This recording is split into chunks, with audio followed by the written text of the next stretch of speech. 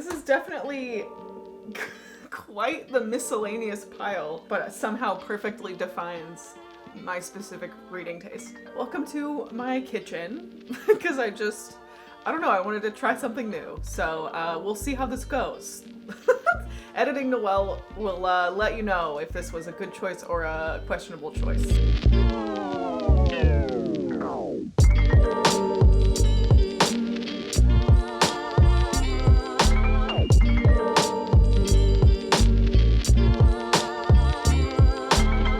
Hello, silly gooses! Welcome back to my channel. I'm getting back into the swing of things slowly and surely, and it's finally time to talk about some of my best reads of the year. It took me a second to narrow it all down. I have a nice stack here. I own most of them because if I like them, I hold on to them, and if I don't like them, I don't hold on to them. There was a video I made in my brief Vlogmas attempt that was winter books from best to worst, and I owned like only the first few at the beginning that were like my best winter books, and then as the video went on it was like, I don't have these because I didn't like them. So these, either I already own them or I will be probably acquiring them at some point. Also, before we get into this, a handful of these are published by Harper Collins or imprints of Harper Collins, which, if you were not aware, the Harper Collins Union is on strike. They have been on strike since November, and they're still going at it in search of a fair contract so that they can get back to making the books that we all want to read. And a couple weeks ago, some creators reached out to them to see how they wanted reviewers to like go about including their books on best of the year list, and the consensus instructions was, you know, go ahead and talk about them, but mention the strike, talk about the strike. So I'm gonna leave some info in the description. They have an open letter that you can sign. It literally takes 2 seconds. They have a direct donation fund that you can contribute to, and they also have a whole bookshop.org page where you can purchase from any of their like many curated lists that they've put together, including like some 2023 upcoming releases, etc., and a portion of each of those book sales will go to their fund that helps them cover like rent and groceries while they're striking. And hopefully they can get to the bargaining table soon. I am kind of amazed that it's been like over 50 days now of them striking in search of like, you know, fair wages and like good work conditions. What a concept. So, the list. I actually have ranked these, which is kind of silly because like I had to already narrow down all of my favorite 5-star reads from the year into this smaller list of absolute favorite reads of the year, and then I went through the additional pain of putting them in order. Why did I do that? I don't know, but now I have, you know, my top favorites of the year. So we'll start with like the lower end of the list, I guess, but just know that all of these are books that like profoundly moved me and left an impact on me, and I think about frequently, constantly, all the time, and you should read all of them. Number 13-ish is Beasts of a Little Land by Woo-hee Kim. And every time I think about this book, I think about, wow, this was such a sweeping, atmospheric, well-researched masterpiece, and then immediately remember that this is her debut novel. Truly outrageous. Outrageous. I can't believe it. If you are in any way a historical fiction fan, especially if you read like a lot of, you know, European-centric World War II historical fiction, I strongly recommend that you take a look-see, take a little peek-a-roo, because this is set in Korea in the mid-1900s against the backdrop of the Korean independence movement. And there's like a small handful of characters. We follow each of them over like decades of their lives. 2 like characters in particular we go really back and forth on, and they're connected by just like this very particular thread of fate, and you get to see them interact over the decades. One of them is, at the beginning of the book, a young girl who is sold to a courtesan school, and she ends up making her way into Seoul, Korea, and has this kind of rise in popularity and stardom, you could say. And the other character that we follow throughout the book is this like poor son of a hunter who kind of ends up on the streets in Seoul and is just scrapping around to try and survive. Talks about so many things, but mostly at its core, it is about revolution. It is about characters and how just your own life can be so important, and every little thing can have a domino effect in the community around you and the movements around you. My favorite blurb on the back of the book is from Lisa C. Immediately after I finished this book, sought out Lisa C's book, The Island of Sea Women, which I have yet to read, but I will read it this year. And that is also a book about sea women, which is like a Korean thing in a particular island in Korea that has all of this like rich cultural history that I learned about and was intrigued by from this book. So Lisa C said, in Beasts of a Little Land, Hoo Hye Kim has taken the concept of inyon, human thread, to weave a beautiful story in which human connections and encounters are preordained. She explores the ideas of fate, fortune, and destiny against the backdrop of the great turbulence and historic events that transpired on the Korean peninsula during the 20th century. A spectacular debut filled with great characters and heart. Like, you nailed it, Lisa. Couldn't say it any better than that. It's just everything. It's everything. Wait, now I'm looking at my numbered list, and I have 13 books total, including the series. So 11 light items. I don't know what I'm doing, guys. I don't know. I thought I was prepared, and I'm not prepared. So number 10 on my list is The Book of Form and Emptiness by Ruth Ozeki. And I read this as part of like a women's prize for fiction project I attempted early last year, and then it fell apart. But the jewel of that reading project was that I read this book, which I otherwise straight up just would never have touched it. It just didn't sound like it would be my jam. It didn't really remind me of anything else I had read and enjoyed. And I am so grateful that it being longlisted for the prize put it on my radar and inspired me to read it, because what a delight. And maybe that's not even the right word. It's not exactly like a feel-good book, but it just was such a special read and is so uniquely told, and just the characters and the way that they move through grief and like family events that take place in this book just felt so human and so real.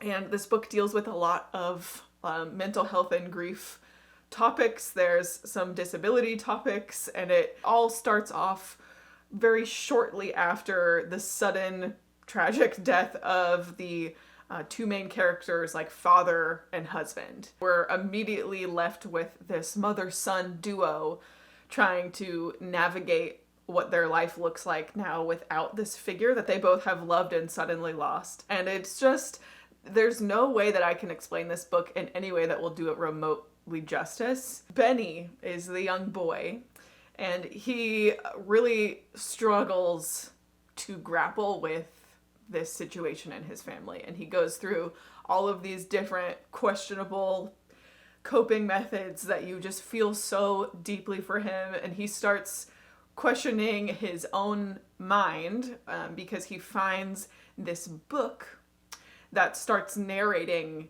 his own life in real time. So there are elements of like magical realism within the book too, where you're not really sure, is this real? Is this a like storytelling device? Like, what's Benny really going through? Is this really a magical book, or is this something else? It's just such a special read.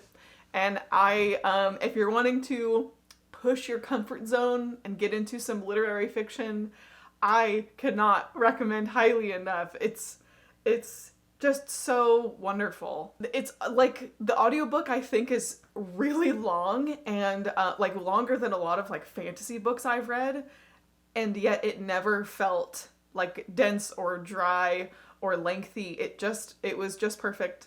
It was just perfect, and I'm so glad that it won the Women's Prize, because one of my favorites of the year, obviously. It's been a long time since I made any video kind of like this, and now that I'm talking about all of these books, I'm getting all like wound up about it again, and it might be a long video.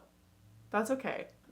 You're really getting quite a mishmash genres and everything in this video, which really, looking at my stack, this is a pretty good summary of like my reading diet, I could say. There's like a little bit of everything in here, and I didn't even plan it that way. Number 9 on my list is The Charm Offensive by Alison Cochrane. I read this right when I needed to. I was so sick. I had COVID over the summer, and I read this while I was just so miserable and so sick, and it was just so perfect and what I needed at the time.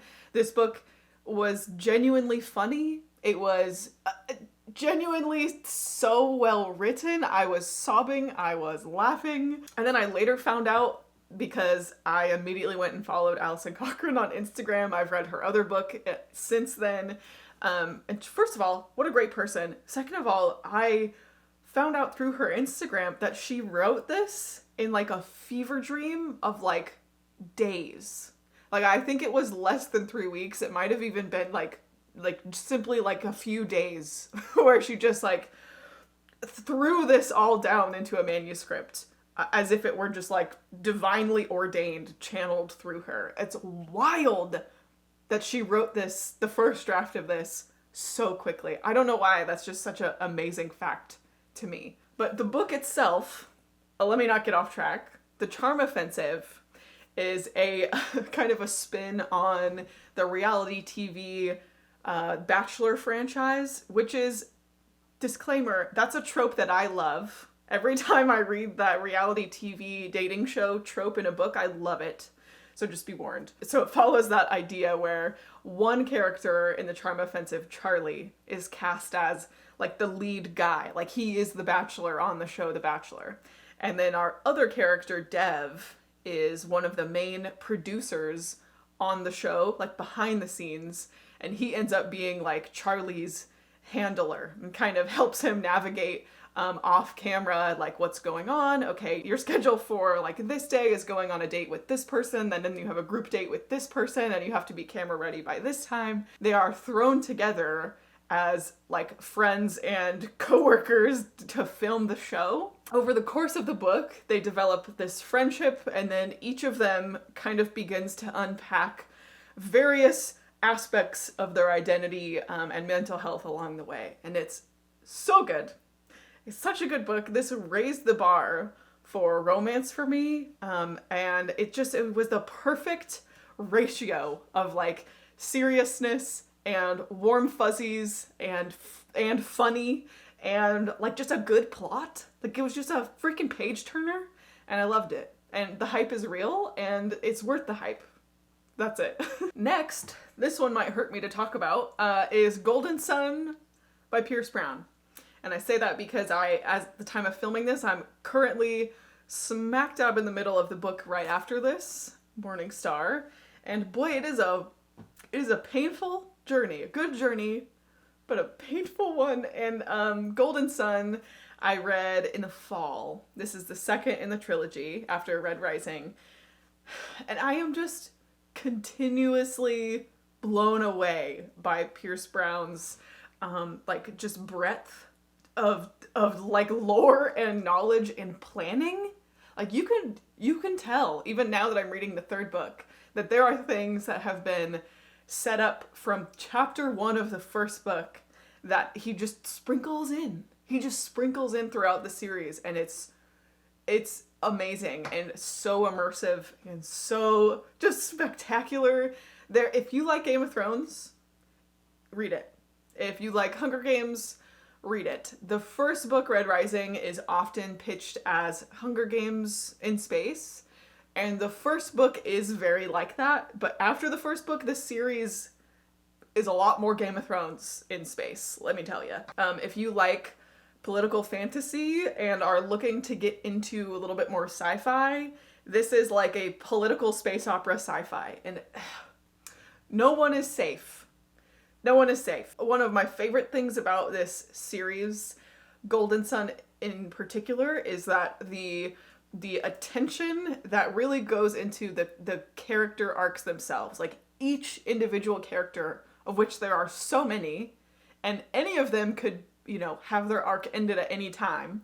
But every single character has such careful and deep work on their growth over the course of the one book, each book, but also the whole series. You get to see every single character go through lessons and make difficult choices and things that like deeply change each of them, for better or for worse. And that's something that I think often fantasy sci-fi authors struggle with, because to be someone who writes sci-fi fantasy, you're like all excited about the world and the new laws of magic or physics or space or whatever. That I think that's something that often happens in those genres, is that you feel like it's just so spectacular and magical and sciencey and spacey that the characters are not always like the forefront of it. Pierce Brown, somehow it's just the perfect balance. Like I always feel like the characters are done justice, which makes it feel just more richly detailed. It just makes them feel more human. I know I said that already, but it's just really good. It's just really good, and I'm gonna be really sad when the series is over, even though there's a spin-off series. I'm gobbling it up. I cannot get enough. And I also already, before I even finish the last book, I already want to reread these to be able to go back to the first book and pick up on even more things that were lightly foreshadowed and teased at the very beginning, and also just to see like the contrast of how all those characters began in the very beginning of their story, knowing where they all end up, because it's so vast and so different and so complex. Ugh, I could talk about this forever. Next, we have one that I'm sure will be on many, many people's best of the year list, but I happen to think that it's 100%, 1000% worth all of the hype, and it's Legends and Lattes by Travis Baldree. I can't believe, like, this really took the book world by storm last year, and I was pushed to read it by Stephanie Bookish. I shouldn't say pushed. I was strongly encouraged, because I bought this when I was down in LA visiting the roomies and Steph and some other pals. And I remember I picked it up off the shelf and Steph was like, "You have to read it. You have to read it. It's so good. You should buy it." And I was like, okay. And again, I also read this while I was super sick, in the same week as I read The Charm Offensive. That was a good week for reading, terrible week for my health. It's just so cozy and such a atmospheric roller coaster. I don't know if that makes sense, but the energy, the setting, the vibes of this book are one thing, and the plot and the goings on and the stakes of the book are a completely other different thing. And even though it says at the top, a novel of high fantasy and low stakes, I was satisfactorily, I was satisfied with the stakes, is what I'm trying to say. There are plenty of what I felt were high stakes moments, or maybe I was just that invested in the success of the coffee shop. If you don't know, this follows Viv, who is an orc who decides to retire from her 20-something years of traveling with a big sword, going on these quests, you know, in like a D&D esque adventuring fantasy party. She's like, "I've had enough. I'm retiring. I'm gonna hang up my sword and I'm gonna open a coffee shop in a quiet small town." That's it. That's the book. And it's so cute. It's so cute. And Travis Baldree, I believe this year, is publishing a sequel to this, or maybe like a spin-off with different characters. I don't know. All I know is that I will be pre-ordering it and I will be gobbling it up, because I wish that this was 500 pages longer. I could have been in this coffee shop with these characters for hours and hours and hours more than I was, and I would have been just as happy. Okay, the next one is a book that I loved. It's one of the few books that made me just completely sob and just stare at the wall, like after finishing it in complete silence, just astounded, like, wow, what did I just read? And no one talks about it. No one talks about it. It's Daughters of Sparta by Claire Haywood, which also was her debut. She has a new book coming out this year too, and you better believe I'll be reading that too. Daughters of Sparta. Whew. If you're a Greek mythology person, it's the book for you. This is about Helen of Sparta and her sister Clytemnestra of Sparta, and begins when they are little girls growing up in Sparta, and then they both grow up. They both get married. They both have children, and then the siege of Troy happens. And even though the siege of Troy has been retold and retold and retold, it's always like the battle and the strategy and the politics, which is always from like what the men were doing. Song of Achilles? I'm just saying, that's like, where were the women in Song of Achilles? You know? But this whole book, Daughters of Sparta, is from the viewpoints of Helen and her sister Clytemnestra. And they are so different. They become such different people from each other, such different mothers, such different wives. They live in completely different places. And yet it's such a detailed, spectacular story from their two perspectives. I'm gonna get worked up again thinking about it. I'm a little bit watery-eyed thinking about this book. I was just so pleasantly surprised. This is one of the best arcs I've ever read. I had it on NetGalley, which is like why I don't own it.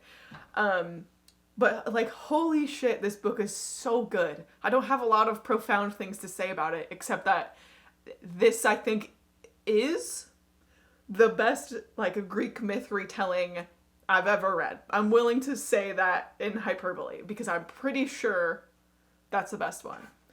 Better than Circe, better than Song of Achilles, better than Percy Jackson. I liked this one the best so far of anything I've read in that like niche subcategory genre. Whew. We're getting to it. What am I, halfway done? Oh boy, halfway done, and I've been here for 30 minutes. Good, great. Okay, number 5. This is a funny one because we read it for the Found in Translation book club that we were going through last year, and 2 of us loved the book, and the third host was Brittany, and she like hated it so much that she DNF'd it. And I understand why. I think it's probably polarizing because it's so strange. Vita Nostra. It's translated from Russian and is written by this married couple. And apparently they have written like dozens of books together as like a writing couple duo, which first of all, I just think is like really cool and kind of badass that they just are like, yeah, let's get married and write books together. And then their books are good. Love it. But the other fun fact about this is that apparently, so the translator is like a close personal friend of the 2 authors. And they wanted her specifically to translate it because she knows, you know, the importance and the ins and outs of the story itself. They're like, no one else, like, you're translating it. Please do it justice. And she's like, okay. So then they went to try and get it translated into English. And it took so long to get published in English. This was originally written like 20 or so years ago in original Russian. And it took so long to get translated because publishers were worried that it would be too weird for American readers. And like, honestly, like, it's weird. It's weird. I get it. However, I'm so grateful that it is translated and readable in English because my American ass eyeballs and English-speaking brain got to enjoy and appreciate this complete wacky masterpiece of a fantasy book. Dark academia fantasy book. Oh my god. It's really, really dark. Like I'm gonna say about another book later on in this list. Very dark and very academic. So if neither of those are things that you like in your fantasy, I would definitely not read it. But if you like dark academia as a genre, you would like it. It's also really, really hard to explain. So much of this book you're supposed to be confused because you're on the same journey as the main character who is confused and stressed for most of the book. So you as the reader are also confused and stressed for most of the book. And maybe I'm not really selling this book right now, but it's so good. It's so good, you guys. And I don't want to say too much because most of the charm for me was just reading it. But it is like Dark Academia Magic School, except instead of like casting spells at the magic school, it's all very mysterious in what they're actually teaching and vaguely has to do with metaphysics. I'm not really going to say much more about it, but if you do give this book a try and there's like gold coins and like these like weird requests in the first 100 pages of the book, you just get through the first 100 pages and then report back. Like you just give it a good college try. Just trust me, okay? The heartbreaking thing is that there is a spin-off of this book coming out like this year in English, which is going to be interesting because it will have been written like 20 years after the original book. Like the sequel that's coming out super soon has just now been written and translated, but there are in Russian other books in the series that are already like spin-offs that follow different characters. And I'm just saying that those have been written for like 10-15 years and they haven't been translated yet, and it's like almost enough to get me on Duolingo and start learning Russian because that's how good it was. I will learn Russian so I can read the rest of this series.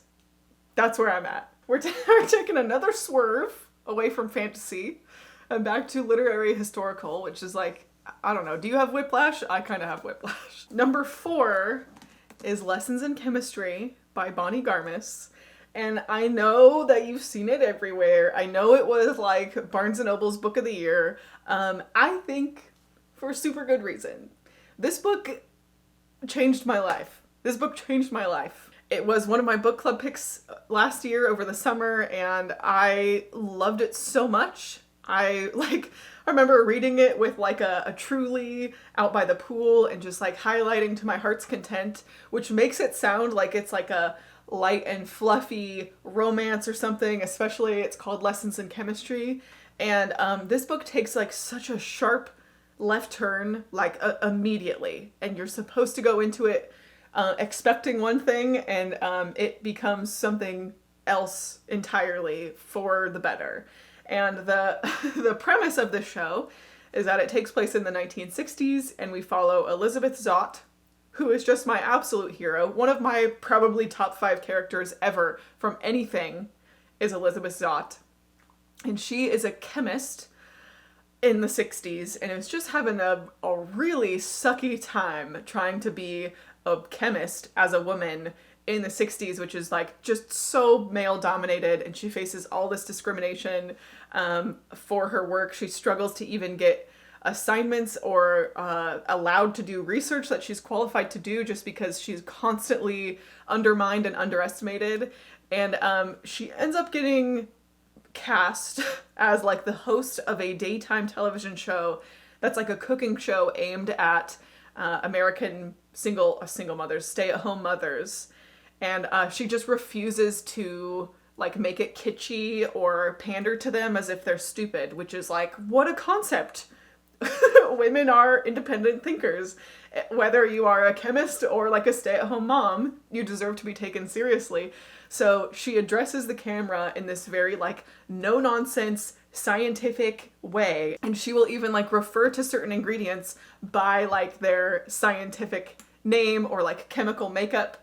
And it becomes this like insider secret code for these housewives at home that watch her, and it makes them feel empowered. This book was just like a big, warm, validating hug. I love this book so much. There is a dog character in this book that is also like just so good and like taken seriously and is so smart. There is like a little girl character in this book who is so smart and is taken seriously, and it is really just like her own little person. There are so many great side characters in this book. And again, what the heck, Bonnie Garmis? This is your debut? Bonnie, where have you been hiding? It's so good. This book just makes me smile. Just thinking about it, this book just really makes me so happy. This is like just such a special treasure. I can't say any other things that make sense about it apparently, except that I just loved it so much. Whew. We are down to the top 3 items. Top 3 of the year. Number 3 is the entirety of the Greenbone saga. All 3 of their books. Which is maybe not fair to include them all lumped together because each book is just so good and different from the others. But I rated each of them a glowing, hands down 5 stars. So, like, whatever, I'm putting them all here, who cares? And also, each of them is, like, so long. I think even Jade City, like, the first one is the shortest one, and it's still probably around 20 hours on the audiobook. I actually listened to all 3 of these via audio, and I know that some folks don't like to read, like, big fantasy over audio. I don't struggle with it. It makes it less intimidating for me to, like, just chip away at a long audiobook rather than looking at a brick of a novel. I don't know if that makes sense, but it works for me. Where to even start? If you want to be in pain forever, read the Greenbone Saga. The first book is really like a nucleus. It's like very self-contained, and then the rest of the series just kind of spans larger and larger as like the influence and the consequences and ripple effect kind of goes deeper and deeper. The first book, Jade City, you stay in this made-up country called Kekon, where the leadership and politics and culture as a whole all revolves around the use of jade, the rock, stone, gem, which when used by greenbones, like warriors, etc., gives them like enhanced magical powers, especially for like martial powers, and it just makes you like the best, most scary ass warrior possible. Not doing a great job of explaining the magic system, but whatever, because honestly it's not really about the magic, it's about the political ramifications of those stones being used by people in power. And it's a really great example of a fantasy series being written that just like so happens to be fantasy. Like there's just elements of it that make it fantasy, like the use of magic rocks and it being a completely entirely made up country and circumstances, but it just feels like you're just dropped into the politics and the interactions of all the characters, which I feel is similar to Game of Thrones. Like, yeah, obviously it happens to be high fantasy, but like all of the things that they're dealing with are pretty like normal things to deal with for people in like high positions of power. Like, okay, here's what I'll say. I had been on a drought for high fantasy for a while. Like there's a very, very few that I've really just immersed myself in since graduating from like YA fantasy. Not that there's anything wrong with YA fantasy, obviously. It's just not really calling my name anymore. And I really struggled to dip my toe into adult fantasy because I was so intimidated and I just was afraid of commitment sometimes. Some of those series have like 20 books in them. And the Greenbone Saga really reeled me back in, cured my drought. The rains have fallen. There's plentiful adult fantasy in my life again, and I'm really thankful that I was dropped back in. It was such a banger of a series. Just a banger after banger after banger. 3 in a row. All so good. And I was almost worried that it would like ruin it for me. Like, oh, I started with the best ones. But that wasn't even the case. It just made me fall in love with the genre again, and that's just, what more could I ask for, really? 2 left. You can probably guess what they are if you've been watching my videos the last year. Number 2 of 2022 is Mary Shelley's Frankenstein. And I am as surprised as you are that a classic written 200 years ago is number 2 on my list. But like, this book rocked me to my core. And first of all, favorite classic of all time, hands down, no competition. Second of all, I cannot believe that I was so like misinformed about what this book actually was.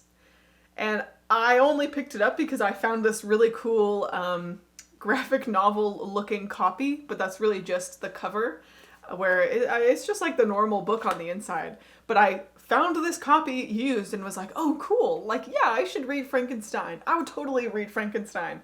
And then I did read Frankenstein. I just can't believe that I would have gone my whole life, maybe, without ever thinking twice about reading Frankenstein, because now this book means so much to me. And what I had always thought about Frankenstein was like, ooh, big scary monster who is scary. Ooh, Frankenstein. And that just does such a disservice to what the book really is. And also, just like having learned so much about Mary Shelley's life from before, during, and after the time that she was writing Frankenstein, it just adds another layer to it. Knowing that it just was written 200 years ago when not a lot of similar things were being written. Like, honestly, this is like the first sci-fi novel. Mary Shelley is credited as like the mother of sci-fi. It's like amazing, like the pioneering impact that she really left and is still leaving.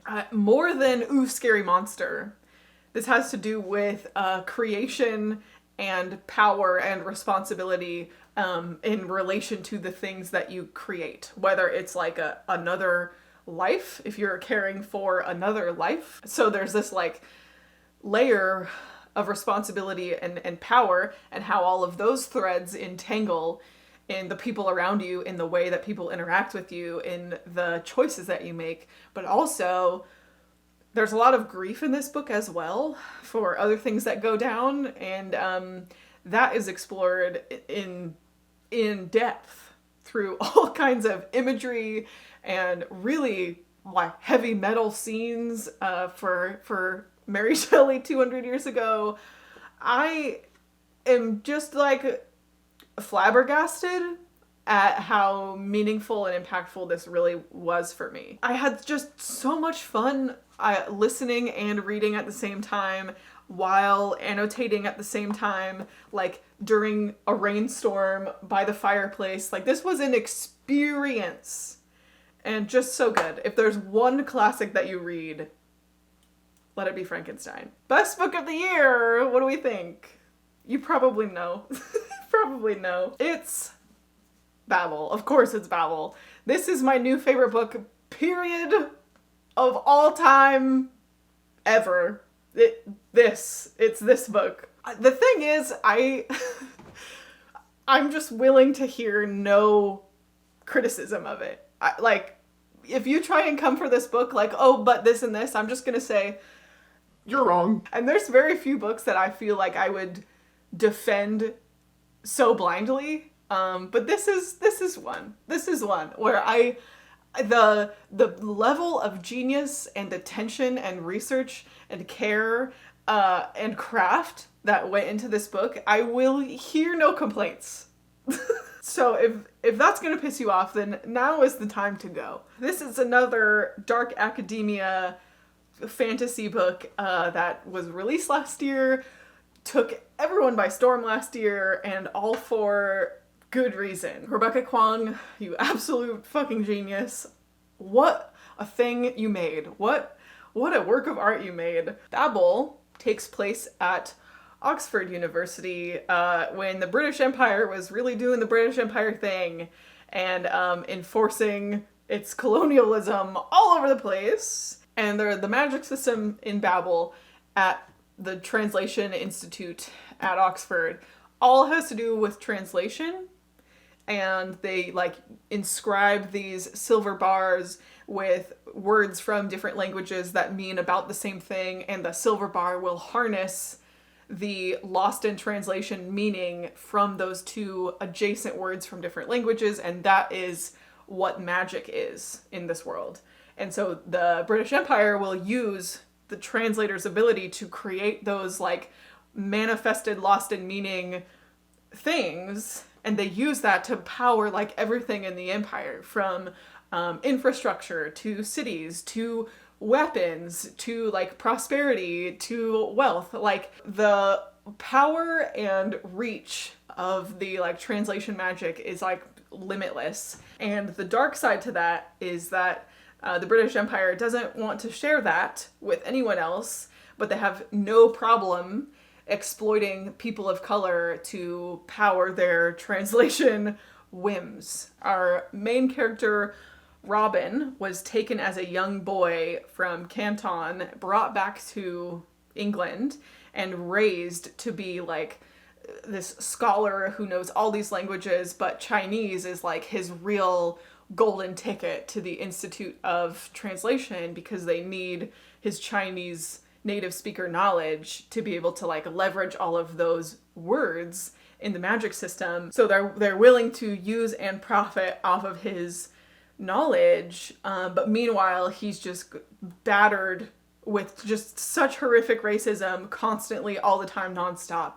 And his other friends and classmates in his cohort mostly all deal with the same thing, that are also people of color taken from different parts of the world that have come to the Translation Institute for this generous, great, lucky opportunity, even though their contribution is like these languages that they have no one else to like leverage for the benefit of the empire. I tapped this book, I highlighted this book, I want to make a dedicated video about this book and kind of some related books also. It just, it's really something. It's really something, and it covers so much. It talks about so much, from the evils of empire to white privilege to racism to violence and revolution to linguistics and translation, which, like, you know, that's my jam.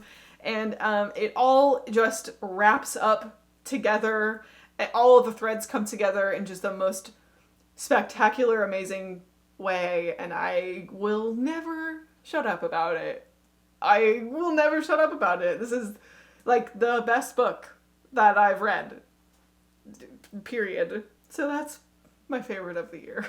Which brings us to the end of this lengthy, passionate video. Here's all the ones that I own. I'm only missing a couple. I'm only missing, yeah, a few.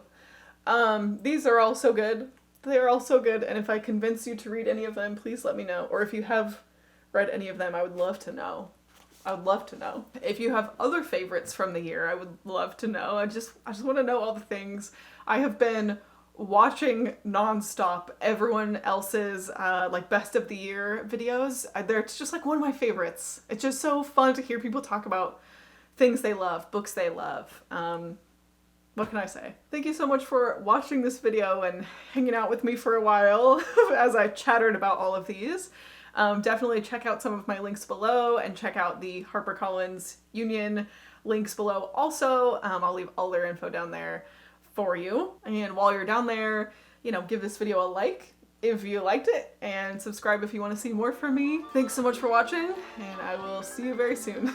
Love you, bye!